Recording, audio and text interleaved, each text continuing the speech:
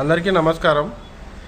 వైఎస్ఆర్సీపీలో ఉండే కొంతమంది 175కి 175, 175కి 165, కొంతమంది 150 సీట్లు వస్తాయి, మనం గవర్నమెంట్ ఫామ్ చేస్తాము అని అంటున్నారు. వాళ్ళ విశ్వాసం వాళ్ళకు ఉండొచ్చు, తప్పులేదు.